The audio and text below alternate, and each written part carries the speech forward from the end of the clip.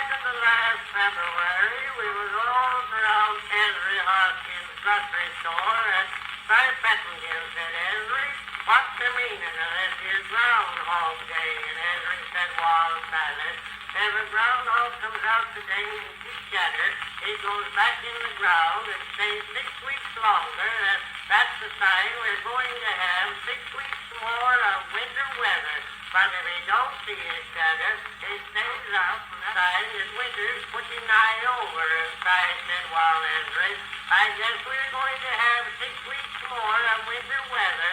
I was coming past James Fisher's butcher shop and he had the sun hanging out and the sun was shining on it. And Henry said, well, Silas, what's the sausage got to do with it? And I said, well, that's groundhog, ain't it?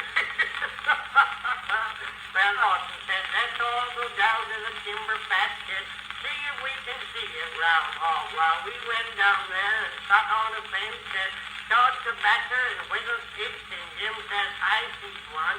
He went in right over there, and Jim got down on his hands and knees and poked in the hole, and then he let a war whoop out of him and started running, and he never stopped till he got down to the creek and jumped right square in the middle of it.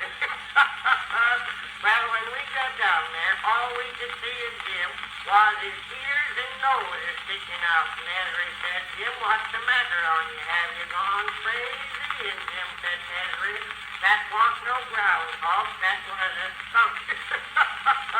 Well, we got Jim out, buried his clothes, got him some new ones, and took him home and locked him up in the barn and fed him his meals on the end of a pole. And I betting him said, we may not have 6 more of winter weather, but it will be about 6 weeks before Jim Lawson gets out into society again.